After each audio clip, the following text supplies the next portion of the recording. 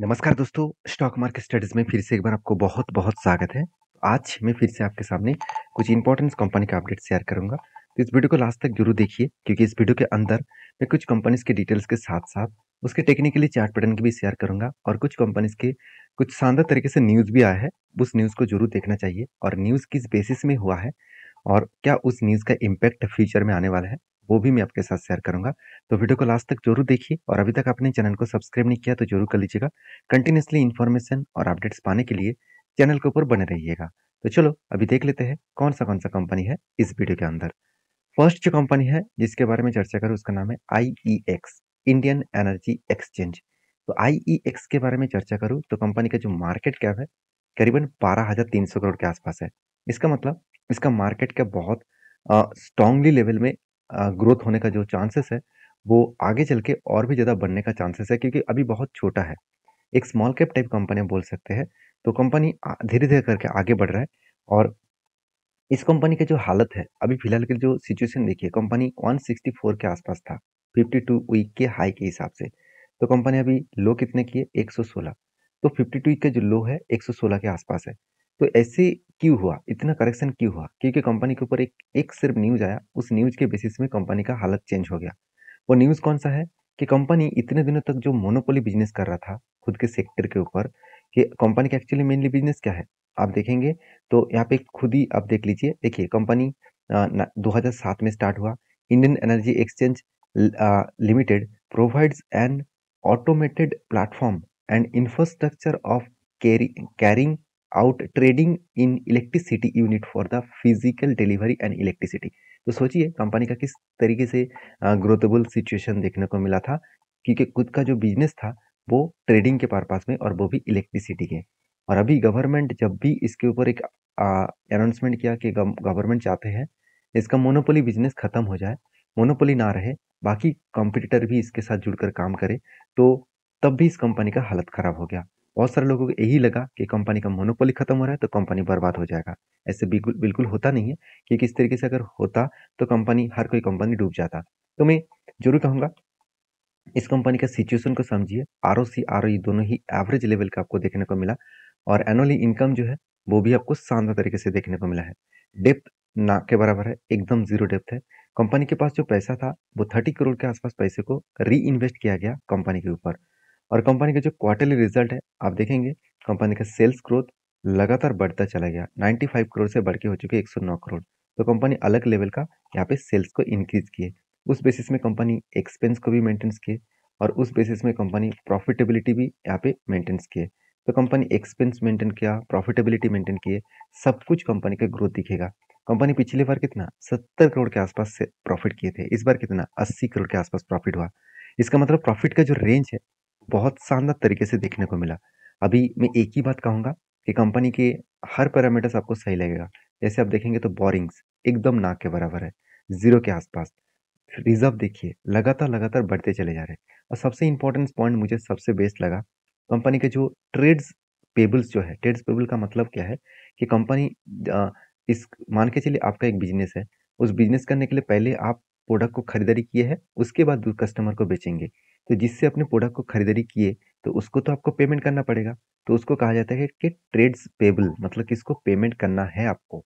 जो आपका क्रेडिटर्स है, जो आपका क्रेडिटर्स है जिसको आपको पैसा देना है, वो ही ट्रेड्स पेबल आपको देना पड़ेगा। तो कितना 460 करोड़। तो यहाँ पे क्वेश्चन मार्क ये आएगा कि सर कंपनी तो उतना प्रॉफिट नहीं कर रहा है, कंपनी का टोटल प्रॉफिट है 300 करोड़ और कंपनी के ट्रेड्स पेबल में कितना देना पड़ेगा 400 करोड़, 460 करोड़।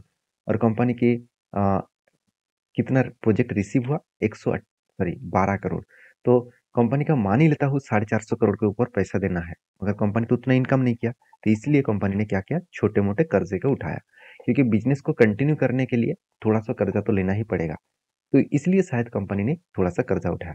तो जो लोग सोच रहे हैं कि कंपनी बर्बाद हो जाए, खत्म हो जाएगा, उसके लिए मैं एक चीज जरूर कहूंगा कि अगर कंपनी बर्बाद और खत्म हो जाते तो इंस्टीट्यूशन कब का माल बेचकर भाग जाता। इंस्टीट्यूशन उल्टा खुद की होल्डिंग को धीरे धीरे करके इंक्रीज कर रहा है।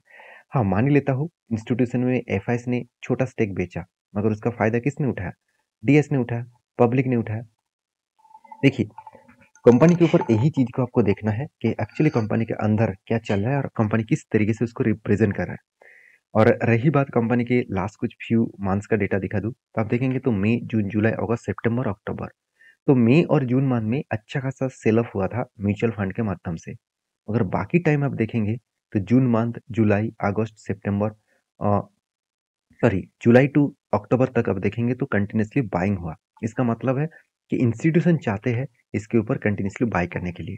अभी क्यों बाय कर रहे हैं? क्योंकि मैं पहले ही बोल चुका हूँ, एक शानदार तरीके से पैटर्न क्रिएट हुआ, जो पैटर्न्स को आपको डिनाई नहीं करना चाहिए। बहुत सारे लोग यही मुझे पूछते रहते हैं कि सर पैटर्न तो आपने बता दिया कि यहाँ पे कंटिन्यूसली बाइंग का एक 21% के आसपास टारगेट लेवल का बाइंग बना। तो जब भी इस तरीके से बाइंग बनता है और वो भी 200 डेज ईएमए के नीचे एंटी लेवल बनता है, उसके ऊपर क्लोजिंग होता है, तो हायर पॉसिबिलिटी है जब भी स्टॉक नीचे आएगा और इस लो लेवल को टच करेगा, वहाँ पे एंटी बनेगा और टारगेट इस हाई लेवल तक बनेगा।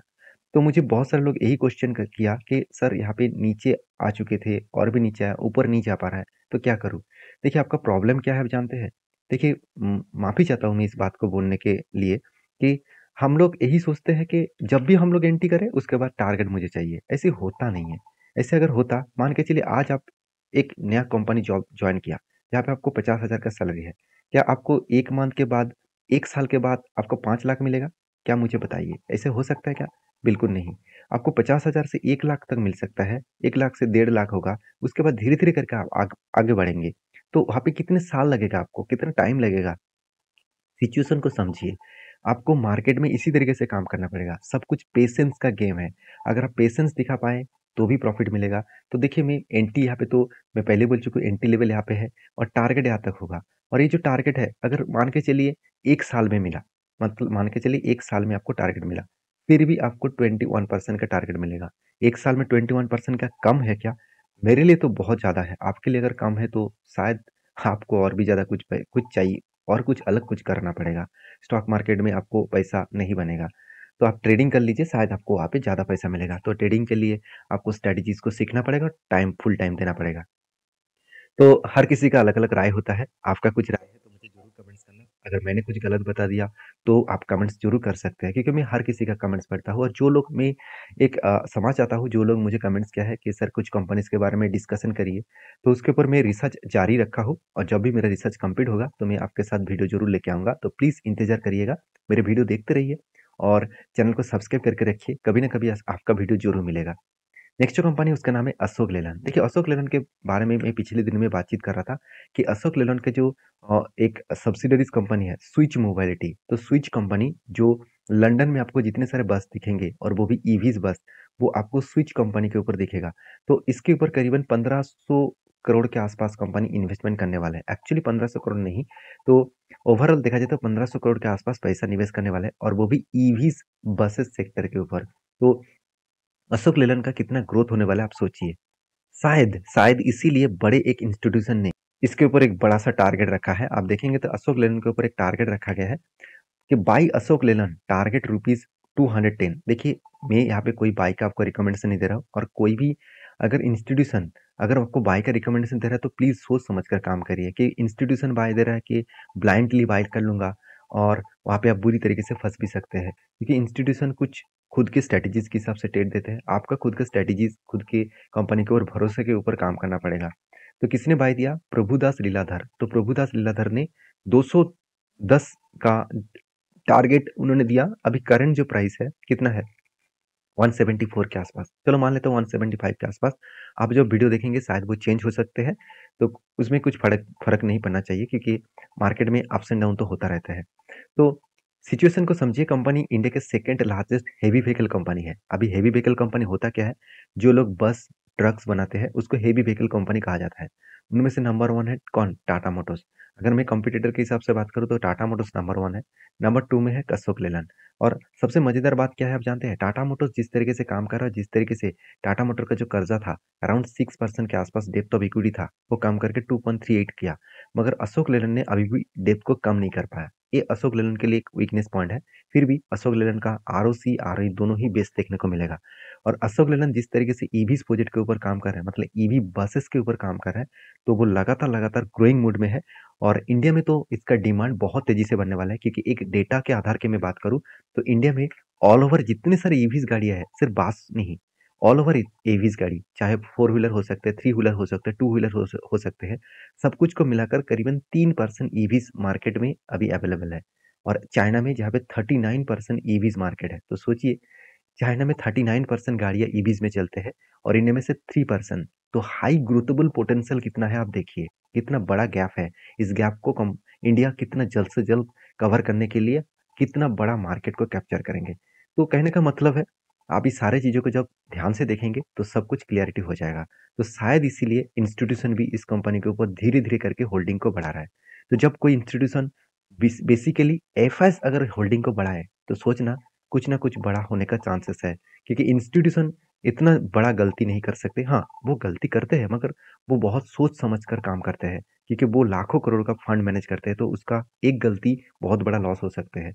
तो इंस्टीट्यूशन अच्छा खासा बाई किया, उस बेसिस में कंपनी का आगे चल के और भी ज़्यादा ग्रोथ होने का चांसेस है। अभी देखिए एक पैटर्न स्केट हुआ और एक बड़ा सा पैटर्न स्केट हुआ 2018 से लेकर, कंपनी 2018 के बाद बिग क्रैश हुआ था, उसी सिचुएशन से लेकर अगर पैटर्न देखूँ तो एक कप विद हैंडल पैटर्न स्केट हुआ और फाइनली यहाँ पे ब्रेकआउट भी हुआ। और देखिए कप के 2-3 बार यहाँ पे हैंडल क्रिएट हुआ और ब्रेकआउट होने के बाद देखिए ऊपर गया, उसके बाद रिट्रेसमेंट किया। बहुत सारे लोग मुझे यह पूछते रहते हैं कि सर जब भी ऊपर जाने के बाद रिट्रेसमेंट होता है तो क्या यहाँ से बाउंस करने का चांसेस है? बिल्कुल, इसी जगह से बाउंस बाउंस करने का चांसेस है। फिर भी मार्केट के सिचुएशन के वाइज, कंपनी के परफॉर्मेंस के वाइज आगे बढ़ेगा। ऐसे नहीं कि कल ही जाके टारगेट देंगे। और यहाँ पे टारगेट भी कोई छोटा-मोटा टारगेट नहीं है। करीबन 79% का टारगेट बनने जा रहा है, करीबन 300 रुपीज़ के आसपास।